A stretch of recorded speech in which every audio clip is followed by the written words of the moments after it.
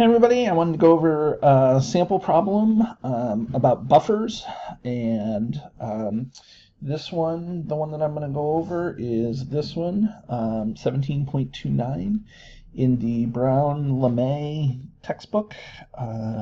So let's spend some time doing it. So I spend all sorts of time talking about how the blood is a great buffer.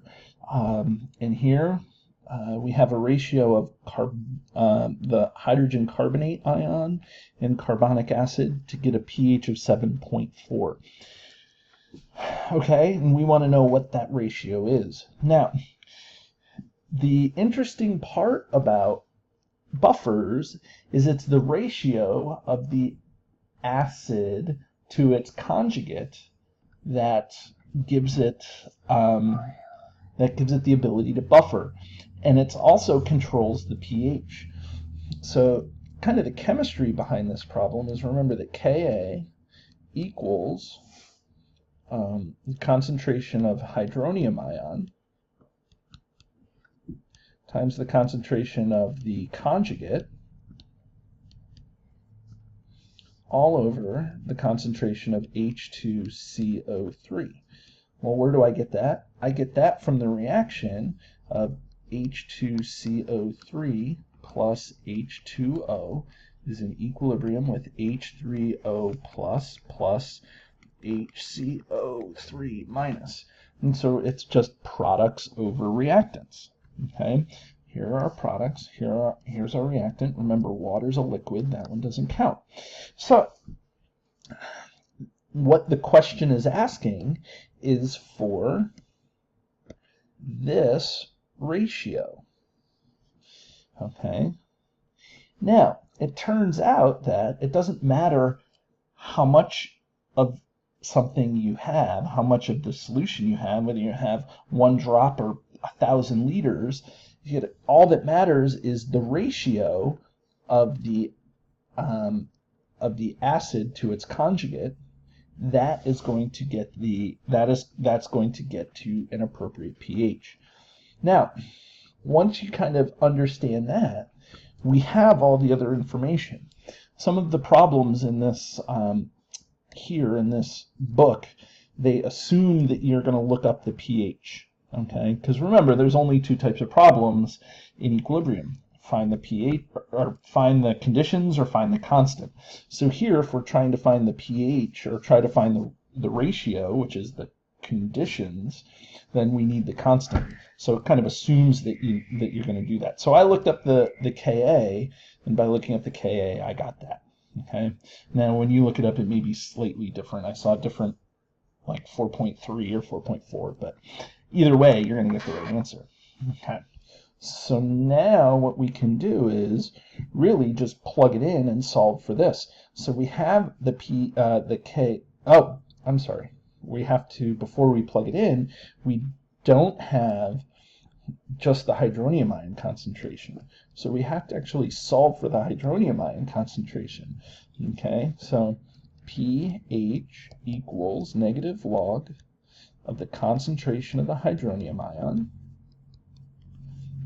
And so pH is 7.4, and that's the negative log of the hydronium, H3O plus. Okay, and so now we undo that. Well, if we undo that, okay, then that means that we, let's see, go to negative 7.4 equals the log of the hydronium ion concentration, and now we have to get rid of this. So we do that by raising it to the power of 10. Okay, not the power of 10, but raising it to the base 10, raising that term to the base 10. So now we go, okay, we go 10 to the negative 7.4, and we get an answer of 3.98 times 10 to the minus 8 equals the concentration of the hydronium ion. So now we have everything that we need. Okay, we can do Ka, which we have is, let's plug it into here, Ka 4.5 times 10 to the minus 7 equals, the hydronium ion concentration, 3.98 times 10 to the minus 8, times the concentration of HCO3 minus over the concentration of H2CO3. Okay? And this ratio is the ratio that we care about. Okay?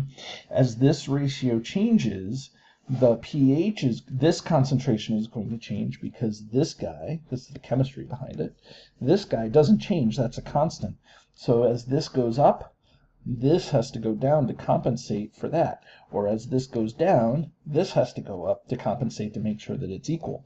And so you can fiddle around with these buffers in order to get the right pH. Okay? And it all has to do with the ratio of the conjugate to its weak component. Okay, so now we just do the math. So it's 4.5 times 10 to the minus 7 divided by this. And so we get the ratio is equal to 11.30. Okay, concentration of HCO3 minus 2 H2CO3. So that means that you want 11.30 times the amount of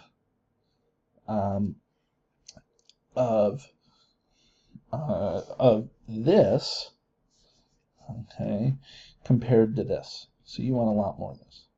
Now, part B is the same question.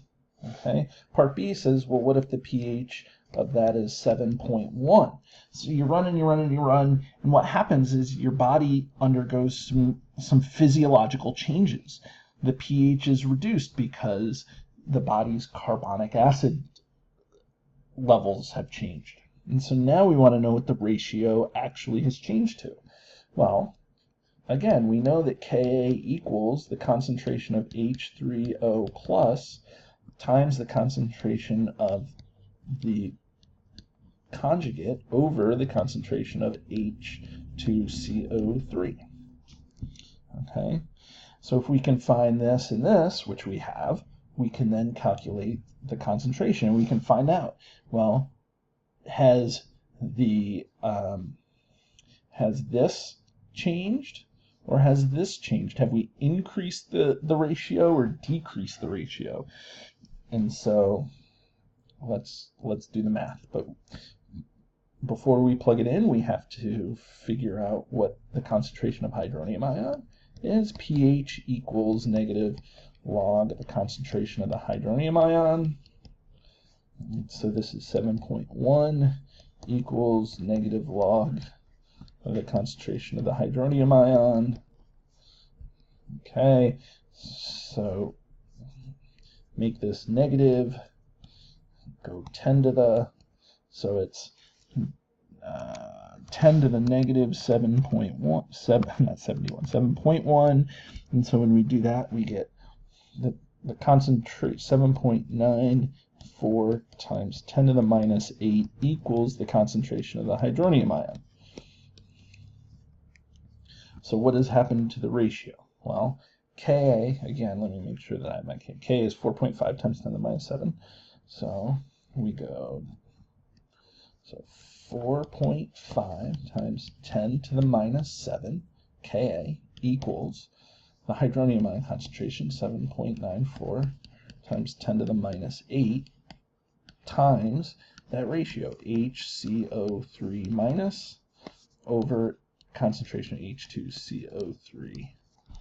Okay, so now we divide 4.5 times 10 to the minus 7 divided by second answer. Okay, and so now that ratio is nearly cut in half. So that's 5.66 equals the ratio HCO3 all over H2CO3. And so that means now that you need 5.66 times as much here. So that means we've really increased the amount of acid, carbonic acid that's in our blood. Now that can really affect our biology. I'm no biochemist, but when you decrease the pH of our blood, now funny things can start to happen. And so it's important for you to keep this ratio so that you have the proper pH. Okay, and so this is a buffer solution. Okay, and so anyways, there's a lot that goes into this problem beyond just calculating the ratio. Regardless, there it is. There's the two ratios, and hopefully that helps you clear up some of these problems with buffers. Have a great day.